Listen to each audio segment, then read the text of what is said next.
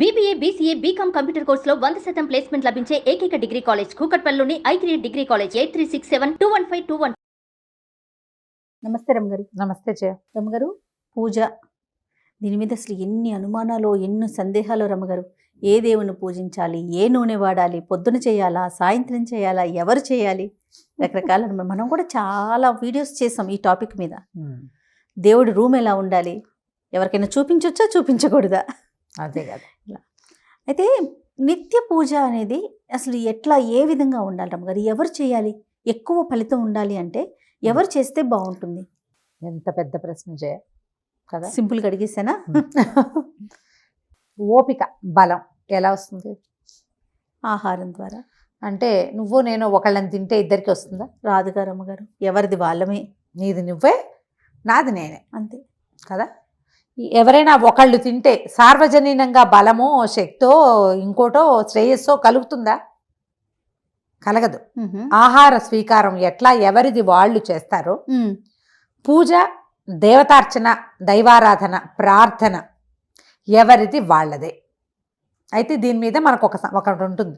ఈ తల్లి చేస్తే పిల్లలకి, భర్తకి, ఆడవాళ్ళు చేస్తే భర్తలకి, కుటుంబానికి కదా అని ఉంటుంది. ఇప్పుడు గుడికి వెళ్ళి అర్చన చేయించుకునేటప్పుడు పేర్లు అడుగుతారు, గోత్రనామాలు అడుగుతారు. అప్పుడు ఏం చెప్తాం మనం? మీరు లిస్టు చెప్తున్నారు కానీ లిస్టు చెప్పబడలా. అవును, లిస్టు చెప్పాల్సిన పని లేదు. మనం ఏం చేయాలి? కుటుంబం గోత్రం చెప్పి కుటుంబం యొక్క పెద్ద పేరు చెప్పడం, వాళ్ళకి ఆ గోత్రీకుని యొక్క సహకుటుంబం, ఆయన యొక్క కుటుంబం అంటే ఆయన యొక్క భార్య, పిల్లలు, మా కొడుకులు, కోడళ్ళు, మనవరాళ్ళు, వీళ్ళు, ఆయన అన్నదమ్ములు కూడా పరివారంతో సహా వచ్చేస్తారు.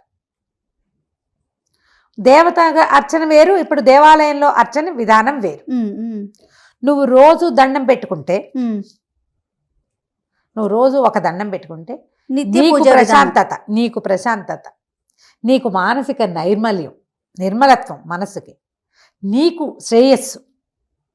మీ ఆవిడ పెట్టుకుంటే మీ కుటుంబానికి మొత్తానికి మంచిదే అయినప్పటికీ నీకు నువ్వు చేయటం వల్ల కలిగే శ్రేయస్సు ఎప్పుడు వేరేగానే ఉంటుంది. ఎవరి పూజ వాళ్ళు చేసుకోవాల్సిందే. సో భర్త చేస్తే భార్యకు కానీ, భార్య చేస్తే భర్తకు కానీ, పిల్లలకు కానీ ఉంటాయి. కానీ ప్రతి వాళ్ళు చేయవలసిందే ఇది. ఎస్, ప్రతి వాళ్ళు చేయవలసిందే. వంట అమ్మ చేస్తుందమ్మా. అవును, ఆడవాళ్ళు వంట చేస్తారు, వాళ్ళు ఒక్కళ్ళే తినరు, అందరికీ పెడతారు. వంట ఆడవాళ్ళు చేసేసి అక్కడ పెట్టేస్తే బలం రాదు, అందరికీ పెడితే వస్తుంది. పూజ అంతా వాళ్ళు చేసినా మిగిలిన వాళ్ళు నమస్కారం చేసుకుంటేనో, హారతి తీసుకుంటేనో, ఆ అక్షింతలు స్వీకరిస్తేనో పాల్గొనాలి కదా. పాల్గొనాలి, నమ్మాలి. ఇది విధానాన్ని అలవర్చుకోవాలి. ఎవరో ఒకళ్ళు చేస్తే ఇంటిలి పాతికి వస్తుందని మిగిలిన వాళ్ళు ఎవరి దాని వాళ్ళు పేపర్లు చదువుకుంటాము, ఫోన్ నొక్కుంటూ కూర్చుంటామంటే ఎట్లా? అలా పనికిరాదు కదా. ఎంత వ్యాలిడ్ పాయింట్ రమ్మగారు. చెయ్యొద్దు అట్లా. ప్రార్థన ప్రతి వాడు చేయవలసిందే. ప్రతి ఒక్కరు నమ్మాలి కదా. నమ్మాలి, దాని మీద కొంత సమయం స్పెండ్ చేసి తీరాలి. ఇది నేర్పించాలని ఉంది జయ నాకు. చాలా హ్యాపీగా అనిపిస్తుంది రమ్మగారు. దండం పెట్టాలి పిల్లలు. నేను చాలా సందర్భాల్లో విన్నాను, ఇంట్లో పురుషుడు చేస్తే సరిపోతుంది, అసలు పురుషుడే, భర్తే పూజ విధానాన్ని అవలంబిస్తాడు, ఆయనకి కావాల్సిన అన్ని వస్తువులు ఆ భార్య సమకూర్చాలి. నేను కూడా చెప్పాను, నేను కూడా ఆ మాట చెప్పాను. ఎస్, నేను చెప్పిన వీడియోలో కూడా, పాత వీడియో చెక్ చేయండి కావాలంటే. భర్త ఇది వరకు అంటే సంధ్యావందనాదులు చేసేవాళ్ళు, అభిషేకాదులు చేసేవాళ్ళు, ఎవరైనా ఇప్పుడు కూడా అవన్నీ చేసుకునే వాళ్ళు ఉంటే భార్యలు వాళ్ళకి పరిచర్య చేస్తే చాలు. ఆ విషయంలో స్త్రీలు చేసుకునే పూజా విధానం వేరే ఉంది. మరి ఇప్పుడు పిల్లలకి లేదా పూజా విధానం? నమస్కారం, పిల్లలు నమస్కరించాలి కదా. ఇప్పుడు ఇది ప్రతి వాళ్ళు నిత్యార్చన చేస్తున్నట్టేనా కాదా? ఖచ్చితంగా కదా. ఇప్పుడు ఏంటంటే శాస్త్రం ప్రకారం మనుస్మృతిలోనో ఎక్కడ చెప్పబడింది జయ, కరెక్ట్గా ఇక్కడ అని నేను చెప్పలేకపోతున్నా, ఒక ప్రత్యేకమైన వాక్యాలు కొన్ని ఉన్నాయి. పురుషుడు ఏం చేసినా, భర్త ఏం చేసుకున్నా, అతను చేసే పుణ్యకార్యాల్లో సగభాగం భార్యకి. స్త్రీ ఏం చేసుకున్నా ఆమె భాగస్వామ్యం ఇవ్వదు, భర్తకి లేదు. అది స్త్రీ తాలూకు పుణ్యకార్యాల్లో భాగస్వామ్యం భర్తకి లేదు. ఆమె తన భర్త యొక్క శ్రేయస్సును కోరి నమస్కరిస్తే, భర్త యొక్క శ్రేయస్సు ఈమె శ్రేయస్సు. అంతే. ఆయన పచ్చగా ఉంటే ఈవిడ పసుపు కుంకుమ పెట్టుకుంటుంది, ఈవిడ సంతోషంగా ఉంటుంది. అలా కోరుకుంటే వేరే. కానీ ఆమె ఏదైనా ఒక పుణ్యకార్యం చేసినా, ఒకళ్ళకి సహాయం చేసినా, ఒకళ్ళ కోసం పని చేసినా, ఒకళ్ళ కోసం శ్రమ పడినా ఆ ఫలితం ఆవిడ ఖాతాలోనే పడుతుంది. పిల్లలకు కూడా ఉండదు రమ్మగారు? ఎవరికీ ఉండదు. మనది మనకే. మనది మనకే. ఆడవాళ్ళది ఆడవాళ్ళకి మాత్రమే. పురుషుడు చేస్తే స్త్రీ. మగవాడు కనుక చేస్తే అందులోంచి అర్ధభాగం భార్యకి చెందుతుంది. చెడు కాదు, మంచి మాత్రమే. కేవలము పుణ్యం మాత్రమే. చెడు పూర్తిగా వాడిదే. బా, ఎంత బాగుందో రమ్మగారు. శాస్త్రంలో ఉంది ఇట్లా. అదే కదా. అయితే ఇప్పుడు మనం ఏమనుకుంటామంటే శాస్త్రాలు ఏం పాటించొద్దు మనం, అవన్నీ వద్దు మనకి, మనము ప్రాక్టికల్గా పోదాం. భర్తకి ఒక బ్యాడ్ హ్యాబిట్ ఉంది, దాని ఎఫెక్ట్ భార్య మీద పడుతుంది. భార్యకి కొన్ని గుడ్ హ్యాబిట్స్ ఉన్నాయి, చక్కగా పనిచేయడం, తీరుగా, అది కుటుంబం మీద ఉంటుంది దాని ఎఫెక్ట్. అంతే కదా, ప్రాక్టికల్గా. ప్రాక్టికల్ ఇలా ఆలోచించుకుందాం. ఇప్పుడు దాని వయసు వరుస అట్నుంచి ఇటు కూడా చేయాలి. ఈ పూజా విధానాలు వీటి మీద మగవాళ్ళు చేస్తేనే పుణ్యం కాబట్టి ఆడాళ్ళు అసలు చేయక్కర్లేదని చెప్పబడలా. గృహస్థు గనక ఈ దైవ కార్యం నిర్విఘ్నంగా చక్కగా ప్రతిరోజు నిర్వర్తిస్తే కుటుంబం మొత్తానికి, ఇప్పుడు ఆయన ఒక ఇంటికి పెద్ద, ఒక భార్యకి భర్త, కొంతమంది పిల్లలకి సంతానానికి తండ్రి, వీళ్ళ పూర్తి బాధ్యత వహించవలసినాడు. భర్త అంటే భరించువాడు. ఆయన ఒక మంచి కార్యం చేస్తే దాని ఎఫెక్ట్ అందరికీ ఉంటుంది. అందుచేత పాజిటివ్ ఎనర్జీ ఉంటుందని గృహస్థు చేయాలి. పైగా ఏంటంటే పూర్వకాలంలో, ఇప్పుడు కూడా మన వాళ్ళలో అలా చేసుకునే వాళ్ళు ఉన్నారు, జంధ్యం ధరించే జాతుల వాళ్ళు సంధ్యావందనాదులు నిర్వహించాలి. యజ్ఞయాగాదులు చేసేవాళ్ళు పూర్వకాలంలో, యాగాది క్రతువులు చేసేవాళ్ళు, దాన ధర్మాధికారులు చేసేవాళ్ళు, నియమం ప్రకారం వాళ్ళు ఏం చేయాలో వాళ్ళు అది చేసి తీరాలి. ఆ చేస్తే కుటుంబంలో పిల్లల్ని కూడా మళ్ళీ చిన్న మగపిల్లలైతే 8 ఏళ్ళు రాగానే ఉపనయనాలు చేసేవాళ్ళు, ఆడపిల్లలైతే వివాహాలు చేసేసేవాళ్ళు. అది ఎప్పటిదో సంగతి కదా. ఇప్పుడు మనకి ఉపనయనాలు తక్కువైపోయినాయి, 8 ఏళ్ళకి వివాహాలు చేసేది లేదు కదా. 15 ఏళ్ళు వచ్చినా పిల్లల్ని చంటి పిల్లల్లాగానే చూసుకుంటున్నాం మనం. 25-30 ఏళ్ళు వస్తే కానీ ఆడపిల్లలు పెద్దవాళ్ళు అయినట్టు కాదు ఇప్పుడు అసలు. అవును, ఇప్పుడు కాలం మారిపోయింది కదా. కాలం మారినా మన పూజా విధానాదులు మారినాయా?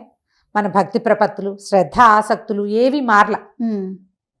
ఇంకా కొంచెం మెట్లెక్కినాయి. ఈ పూజ చేస్తే ఆ ఫలితం, ఆ పూజ చేస్తే ఈ ఫలితం. ఇప్పుడు ప్రజెంట్ ఈ సంవత్సరం నుంచి గట్టెక్కడానికి ఏం చేయాలి అలాంటి ఆలోచన విధానం వచ్చింది. ఆలోచన మార్చుకోండి. ప్రతి వాళ్ళు ప్రార్థన చేయవలసిందే. బాగుంది. ప్రతి పిల్లవాడు ఒక 2 ఏళ్ళు 3 ఏళ్ళు వస్తే పిల్లలకి జేజి పెట్టడం, నమస్కారం పెట్టడం, దేవుడి దగ్గర దండం పెట్టుకోవటం నేర్పించండి. మీ ప్రార్థనా విధి ఏదైతే అది, నేను చెప్పిన శ్రీరామ రామ రామేతి చెప్పించాలని అంటలా, మీకు ఏది ఉంటే అది. ప్రార్థన వల్ల మనసు నిర్మలంగా ఉంటుంది, తప్పుల వైపుకి వెళ్ళరు, సమాజము సరైన దారిలోకి వెళ్తుంది. ఎవడో ఒకటి చేస్తాడు, మిగిలిన వాళ్ళు హాయ్ హోయ్ అంటూ ఉంటారని అనుకోవద్దు అసలు. నియమంగా ప్రతిరోజు స్నానం చేశాక దండం పెట్టుకోవాలి అని నేర్పించండి. ఇంట్లోంచి బయటకు వెళ్ళేటప్పుడు దేవుడికి దండం పెట్టుకునేళ్ళు, ఆపదామోపడతారని చెప్పేళ్ళు నేర్పించండి. మన పరిస్థితులు కొంత మారుతాయి కదా. అవును, ఇప్పుడు మగాళ్ళు చేయాలి, ఆడాళ్ళు చేయాలని ఎందుకు మాట్లాడుకోవాలి మనం? అసలు అందరూ చేయాలి, ప్రతి వాళ్ళు చేయాలి. ఆడవాళ్ళు చేస్తే మగవాళ్ళకి సరిపోతుంది, ఇంటికి సరిపోతుంది అని అనుకోవద్దు. ఎవరి మగవాళ్ళు స్నానాలు చేసేసి ఏదో ఇష్టారాజ్యంగా ఉండి వీళ్ళ దారిని తాగేసి తిరిగేసి కుదరదు. దండం పెట్టు, నేర్చుకో. ఇది తల్లులు మొదలు పెడితే బలవంతంగా మగవాళ్ళందరికీ క్రమంగా వస్తుంది. కనీసం రాగల తరాలలో ఇది స్టార్ట్ అవుతుంది. నేనే పూజ చేస్తా, నేనే రాహుకాల దీపం పెడతా, నేనే ఉపవాసం ఉంటా, చచ్చి చెడి గుళ్ళోకి నేనే తిరుగుతా, అప్పుడు మా పిల్లలకి ఏదో వచ్చేస్తుందని అనుకోకండమ్మా. మీ పిల్లాడైనా వాడు అన్నం వాడు తింటేనే వాడికి బలం. వాడి దండం వాడు పెట్టుకోవాల్సిందే. వాడు నమ్మడు అనుకోండి, వాడు నమ్మట్లేదు. పిల్లల్ని సెపరేట్ చేసేసేయండి మీ నుంచి. నీకోసం నేను ఇవి కొన్ని చేయను, నా కోసం నువ్వు నమ్మట్లేదు కాబట్టి అని. ఇవి నమ్మకాలు ఎవరి వాళ్ళవే, ఇండివిజువల్వే అని చెప్పకండి. అలాంటి వాదనలు తీసుకురావద్దు అసలు. అసలు అటువైపు మళ్ళించాలి అంతే రమ్మగారు. అంతే అంతే, ఇంకా అసలు దీనికి నో అలవాటుగా చేయొచ్చు. సెకండ్ ఆప్షన్ లేదు అసలు. అంతే, ప్రతివాడు మన ధర్మం ఇది, మనం చేసి తీరాలి. భగవంతుణ్ణి, సూర్యుడికి దండం పెట్టు, పొద్దున్నే నిద్ర లేచి, పండుగ రోజు నెత్తికి నూనె రాసుకో, స్నానం తలంటి పోసుకొచ్చాక దేవుడికి దండం పెట్టు, దీపారాధన ఉంటే దండం పెట్టుకో, హారతి కనిపిస్తే కళ్ళకద్దుకో, ఎక్కడైనా గుడి కనపడితే ఒక నమస్కారం చేయి, గుళ్ళోకి వెళ్ళేటప్పుడు చెప్పులిప్పు, ఓ ప్రదక్షిణ చేయి. ఇది నువ్వు ధర్మాన్ని నువ్వు నిలబెట్టాలంటే నేర్పించాలి. ఇప్పుడు నేనేదో చెప్తా మగవాళ్లే చేయాలి, ఆడవాళ్ళు చేస్తే అంత ఫలితం రాదని. మీ ఇంట్లో మగాళ్ళు చేస్తారా? ఊరికే వీడియో వింటారు అంతే కదా. నమస్కారం చేయడానికి ఏం నొప్పి? అస్సలు ఏం నొప్పి లేదు కదా. దండం పెట్టండి, ఒక మంచి మాట్లాడండి. రోజు దండం పెట్టుకునే వాళ్ళు కనీసం కొన్నిసార్లు అయినా ఆ దేవుడి మొహం గుర్తొచ్చి తప్పులు చేయటం తగ్గించుకుంటారు. పొరపాట్లు చేయటం మానేస్తారు అనుకోకండి, డిఫరెన్స్ వస్తుంది. ఇలా ఆలోచించండి అమ్మా, ఎవరు చేస్తే ఫలితం వస్తుంది అనే పాయింట్ వెనకాల పరిగెత్తద్దు. ఎవరైనా చెయ్యవలసిందే అని పెట్టుకోండి సిద్ధాంతం. నిత్యము దండం పెట్టాలి. ఓ రోజు తింటే సరిపోతుంది ఆ వారానికి ఒకసారి? కాదు కదా. కాదు కదా. మంగళవారం శుక్రవారం దీపం పెడతాం అలాంటి చెప్పకండి. దీపాలు పెడితే పెట్టారు, దండం పెట్టుకోండి. దండం పెట్టండి రోజు ఇంటిల్లిపాది. ఎవరి టైం ప్రకారం వాళ్ళు బయటికి వెళ్ళేటప్పుడు దండం పెట్టుకోవడం అనేది ఒక విధి అలవాటు చేసుకోండి. జీవితంలో ఎంత మార్పు వస్తుందో గమనిస్తారు మీరు. కనీసం ఒక 21 days నిత్యము దండం పెట్టుకోవాలి అని పెట్టుకోండి. ఇప్పటిదాకా మీకు ఈ అలవాటు లేకపోతే, ఆడ మగ పిల్లలు ఎవరైనా సరే నమస్కారం చేయటం మొదలుపెట్టాక నాకు ఈ డిఫరెన్స్ వచ్చింది అని ఖచ్చితంగా చెప్తారు మీరు. ఈ నమస్కారం నాకు చెప్పిన నువ్వు నాకు నేను నీకు చెప్పిన నమస్తే జయ ఇది కాదు. ఏమంటారంటే యాంత్రికంగా మన అలవాటు ప్రకారం కాదు, శ్రద్ధ, భక్తి, ఆసక్తి, దీనివల్ల మనకు ఒక పాజిటివ్ ఎనర్జీ వస్తుందన్న ఫీల్ తోటి చేసి చూడండి ఎంత డిఫరెన్స్ వస్తుందో. ఈ వీడియో చూసిన 21వ రోజున ఎస్ మేము ఇది చూసాము అని పెట్టాల్సిందే మీరు. సూపర్. అంతే. ఎంత అద్భుతమైన విశ్లేషణ రమ్మగారు. చాలా సంతోషం అనిపించింది. ఒక వర్గానికే సంబంధించి మాట్లాడతారేమో అని నేను అనుకున్నా. నిజంగా ఈ క్వశ్చన్ రేస్ చేసినప్పుడు లేదు జయ ఇంట్లో పురుషులే చేయాలి, లేదా ఈ రోజుల్లో వాళ్ళకి సాధ్యం కావట్లేదు స్త్రీలే ఎక్కువ చేస్తున్నారా అని అట్లా మీ వర్షన్ ఉంటుందేమో అనుకున్నాను. కానీ అత్యద్భుతం. ఎవరమైతే అన్నం తింటామో వాళ్ళు ప్రతి ఒక్కరు దేవుణ్ణి నమ్మకంగా కొలవాలి. అంతే. నమస్తే రమ్మగారు. నమస్తే.